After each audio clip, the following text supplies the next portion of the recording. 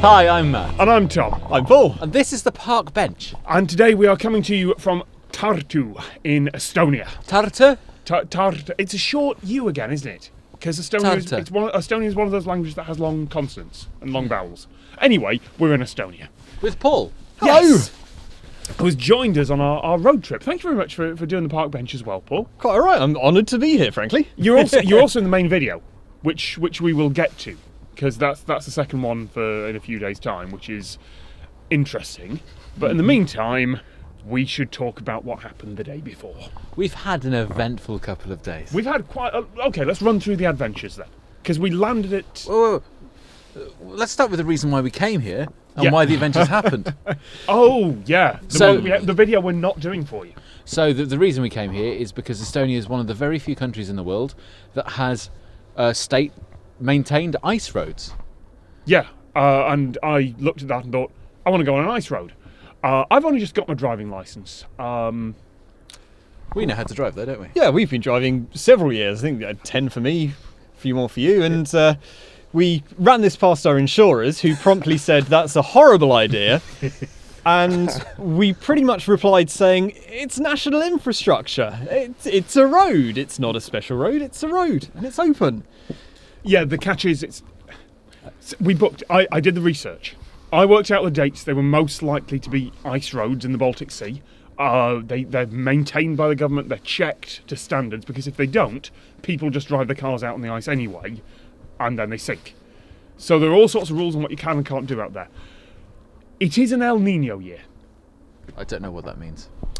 There's the weather thing that makes the east a bit warmer and the west a bit colder every certain number of years. It's a cycle. Oh, okay. And I didn't do that bit of research. And also, global warming's a thing. I was going to say, I thought the reason that we haven't done this is because global warming. Yeah, that's part of it, because more extreme climate events. But in this case, it's also an El Nino year. It's also weather has not... Yeah, currently in the Baltic Sea, there is a lot of water and not much ice.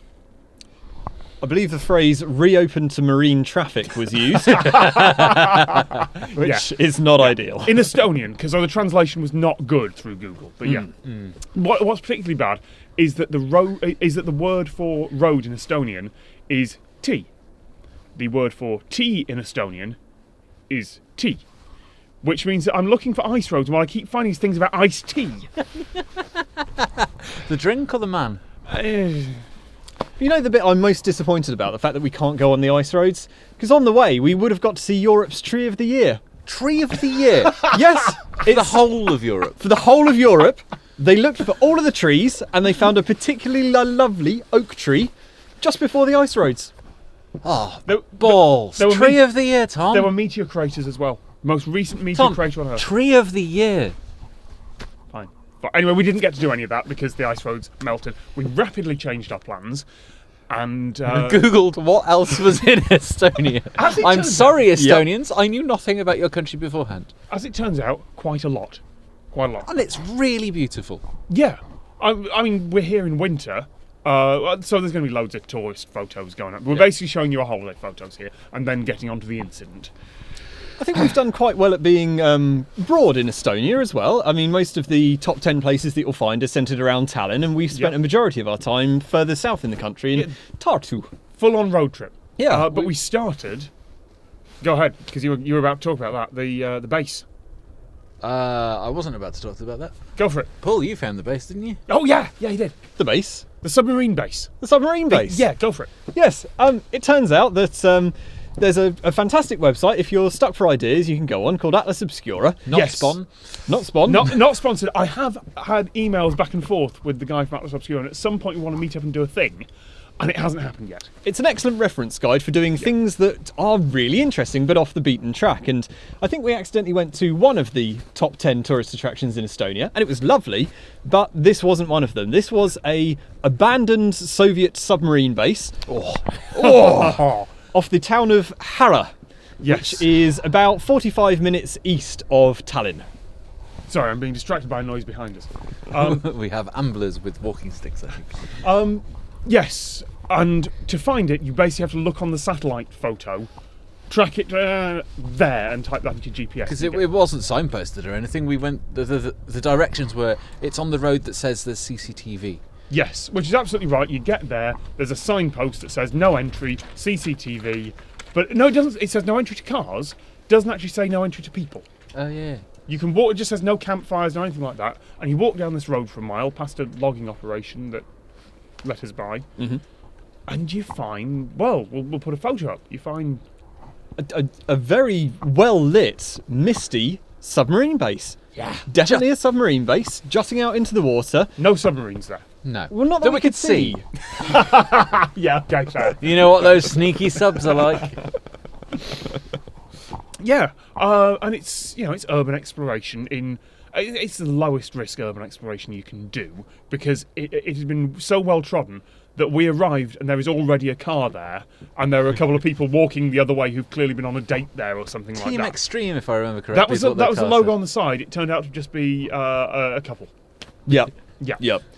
It's not that extreme, but there is some really good graffiti there and some really nice. It's now, if you're thinking this, better go see that. Yeah. Careful, because it is a disused, abandoned, crumbling thing. Yes. Holes that you can fall down, things you can injure yourself on. It is Well, treacherous, isn't it? We'll get to the incident. Yeah. Yeah.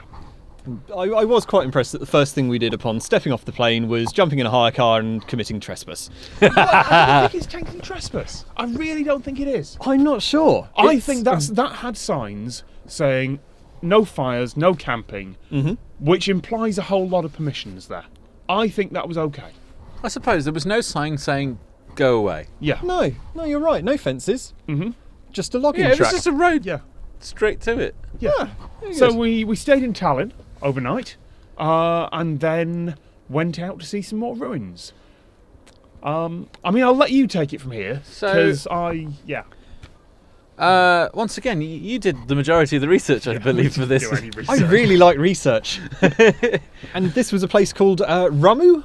Rummu. Yeah. Rummu? We're not very good at pronunciation. I Sorry. think short use long M, so Rummu. Rummu. Rummu. That's it. Yeah. Go. Yeah. It was about 45 minutes bottom left of Tallinn. Southwest. Below it, in a previously marble quarry, was it? Limestone, I think. It's a Something quarry. Something quarry is something that used to be a prison and is now partially under a lake. Because the lake's in where the quarry used to be. And we thought, okay, well, it looks like we can find this. There's a road here that seems to lead to it. We'll go to that. Come up to the road. Oh, there are 2 cars there already. Okay. Yeah, so it turns out this was the viewpoint. You could climb up the old quarry spoil, look down on this, in summer, what is a magnificent lake. Apparently crystal clear water, beautiful, and the semi-submerged prison complex in the middle of it.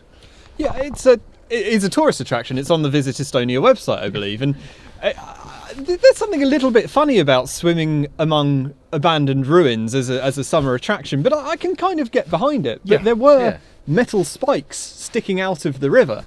It wasn't traditionally a friendly family location. Now, on the way there, we saw a frozen lake and stopped over on the way and thought, Yeah. well, there are people on that in the distance. just didn't Let's feel right. let's see if we can take a couple. Okay. We take a Okay, couple it of steps seems out. okay. Oh, it's crunching. A few more steps and it sinks a little. Oh. No, not good. No. So So- when we get there, It's frozen. the lake is frozen. And we think, well, there are 2 cars here and there's a sledge track Yeah. onto it. Yeah, just to point out, this was not the entrance to the viewpoint. We'd gone down a side road yeah. at this point, right off-road, up to the lake. On the lake itself, Really not the pretty. viewpoint. Trees all snowy and Yeah. bumpy track. Beautiful. But there were already 2 cars there, and a sledge of equipment and a load of people out on the ice. But what on earth are they doing? I assumed it was a drone because it would have been a really nice place to get drone footage. And they carved, not carved in the ice, but with shovels, moved away the top layer of snow, so they had an enormous star laid out on the ice. And I thought that if they were doing something with like VR goggles and a drone, that's a great way of Yeah. finding where your landing site is Yeah. if it's all a white pattern. No. Well, so we wandered out there, carefully. Well, they walked on this, so it must be all right. Yeah. By that point, we sort of get Yeah, used they to dragged it. heavy sledges over there. We followed in their footsteps. We figured it was safe. Yeah, there was a top layer that you could break through, but you'd soon hit some fairly solid ice. Yeah. It's horrible to walk on. We've all got very wet shoes now, but it was solid. Yeah. And we get there, and I see they've cut a hole in the ice. It's like, oh, are they? They're not fishing, are they? Oh, one of them's wearing a diving suit. They were diving under the ice, down through the ruins, and the star was there, so there was light shining through, so they could look up and go, right, that's our hole, that's our base camp. It would show them the centre. They were dead excited to be doing it. Yep. One of them went, "Oh!" when getting into the water. Yeah, mostly for our benefit, I feel. That was a think full so. dry suit. Yeah, and they mentioned that it could be up to 20 degrees warmer down below under the ice because of the Yeah. insulating properties. And they had all of their camera equipment, Yep. regulators. We should and try and get in touch with them. I mean, if you're seeing this video and there isn't a photo from them on it from underwater, we didn't. Now, when we got up to them, I said, "Is it safe to walk over to the buildings which are poking out of this frozen lake?" He went, "Yeah. Yeah.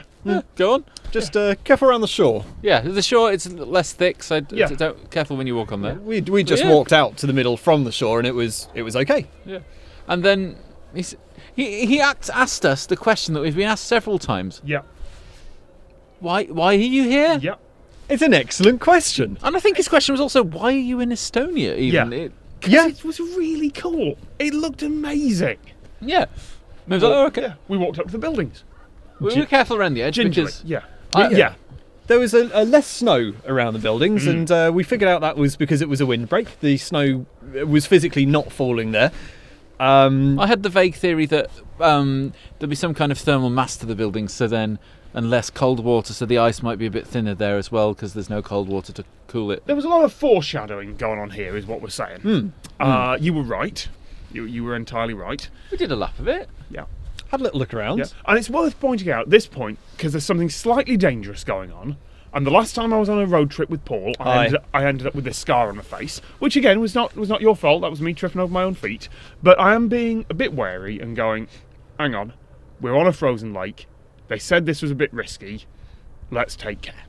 There's an entire submerged prison underneath us, as well as poking up above us. Yeah, with spikes and rebar and yeah. And it's the one that's poking up above us. It's sort of frozen halfway up the first floor.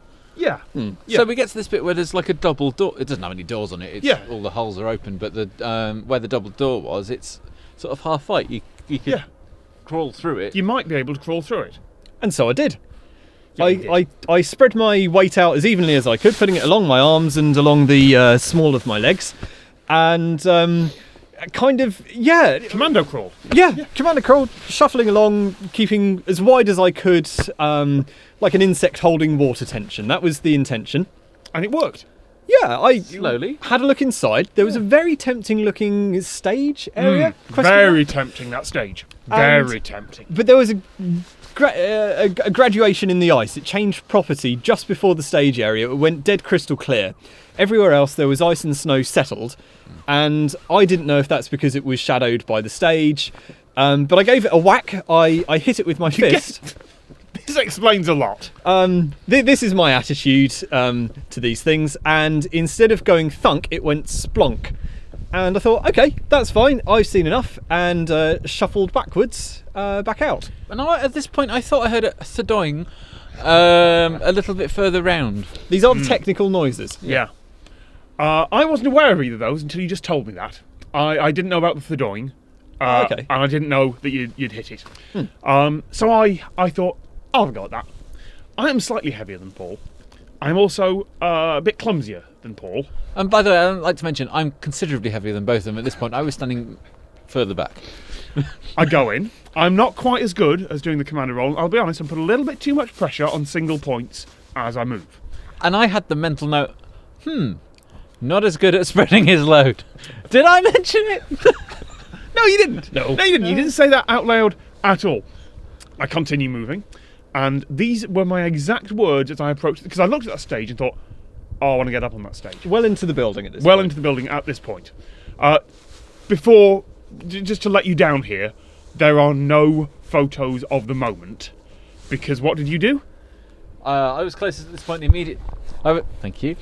I was closest at this point. The first thing I did was put the lens cap on and hand the camera back to Paul, and get ready in case I needed to do anything. I knew not to approach. Yeah, because what happened is, from my perspective, I'm in, the stage is just there, And I I hear can a get up drip. on, and as soon as I get up on that stage, I'm safe. It's concrete. It's stood for decades. And at this point, I've already said, remember that you have to create loads more pressure to get Yeah. up. And I went, These are my exact words, I remember it clearly. It's fine. It's fine. Not fine. Not fine. Not fine. And then I don't remember the next 3-4 seconds. There was a splash. I fell through the ice into a frozen lake. Just on the second, it's fine. I heard another thudding further around the building. It's the ice has just sort of gone. Yeah, which I can't hear. I'm in the building. And I went, oh, that's it. And then he went. And then there's a splash. Now, my immediate thought is, oh, damn it, I've got my phone in my pocket. You actually said that. That was the first thing you said. It was. Yeah. By this point, I've turned round and I'm doing the thing. Because somewhere in my memory, I have this. I can't remember the exact numbers, but you fall into a frozen lake, into freezing water. You've got, I think it's about 5 minutes of useful movement.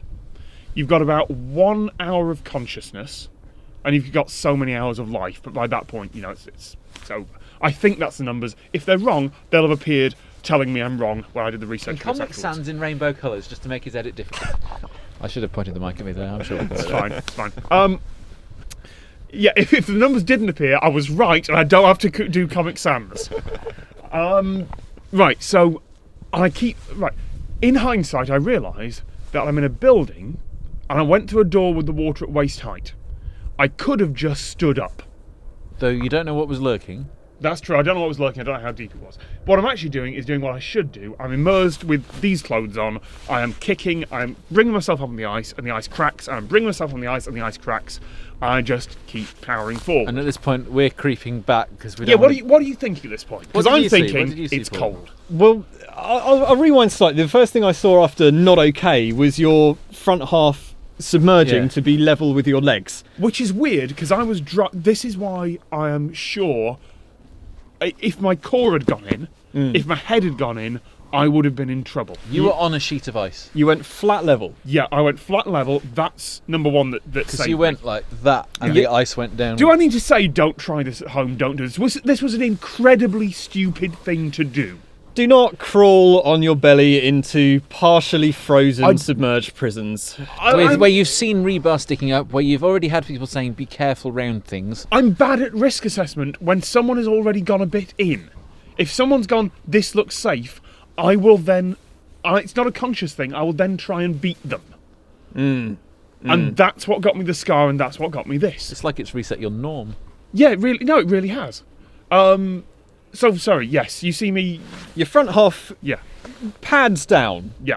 and Matt hands me a camera, and Why would you not keep taking photos? I know why you would. I don't blame him. I don't blame him. But No, everything, I needed my hands free in case I needed help was the Yeah, first thing. that's Right, fair. no, Yeah. go. That's fair. Just And- everything up. Yeah. everything slowed down, including Tom. Yeah. All of your actions were very slow and deliberate, like you were working through a mental checklist. The first thing you did was rotate, Yep, so that you had your face facing us, yep. and then you did your crawl back to the edge. I didn't feel like I was panicking. Like No. I realise in hindsight this is actually really dangerous. If I'd gone in properly and not found my ice on the way up, not found the gap on the way up, that's it. I'm dead. Yes. At the same time, it wasn't a major crack. I was on my stomach. I did not go in. I went on. Yes. It was bloody cold, but at no point was I thinking, right, this is how I die. I was thinking, oh, for God's sake, I've got my phone in my pocket. I've got to get out of here. And in an interesting bit of foreshadowing, the frozen lake that we mentioned that we walked out onto, I just said, is everyone aware of how to get out of an ice hole? Yeah.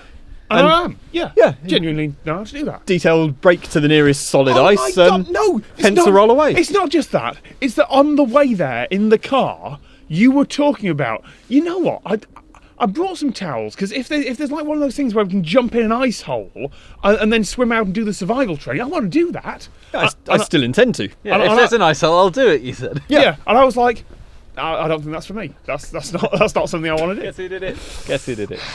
So I climb out. So at the end of the building, the ice is now solid enough. I hike myself up on it. I pencil roll over and over and over, get some snow on me. You are more concerned because you don't realise I'm wearing a base layer. I had a thermal base layer on, and so I'm out of the water for about 20 seconds. My body heat's warmed that up. Legs are fine. Respirator's not actually all that wet. Like, it was soaked from here. I didn't find out until he was stripping we've later got on. the photo of it in the Until we car. forced him to strip later on, in fact. Because I figured, you know what, I'm actually pretty warm. I'm good. And the thing is, you cannot tell the difference between someone saying, I think I'm warm, I'm good, and them actually being good, and them about to go into hypothermic shock. And my first aid training, and I've done Yeah. many years ago, little bits of vague water life training, Yeah. like not lifeguard training, but Yeah. So I know it's just get them dry immediately, get them warm immediately, Yeah. put some food in them because they'll have expended a load of energy trying to get themselves out. And you did all those things. Thank you very, very much. We got back across the lake at speed. I'm warm, warmish anyway. Wet, very wet. I've given my phone to you by this point, and you've gone, "Oh, it's still on," and turned it off. Using the touch screen, which was functioning. Full marks of case. Like, it's not a waterproof case. It's not a waterproof phone. It lives. Yep. So do I.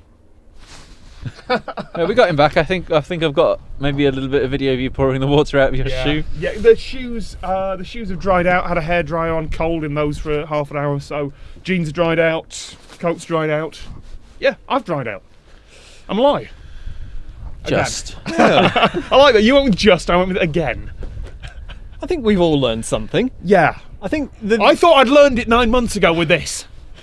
I think the main thing that I've learned, which is a very hollow victory, is that I've got quite a well-tuned risk calibration. Yeah. and that you go first and weaken it for him. I go first and I stop just short of trouble.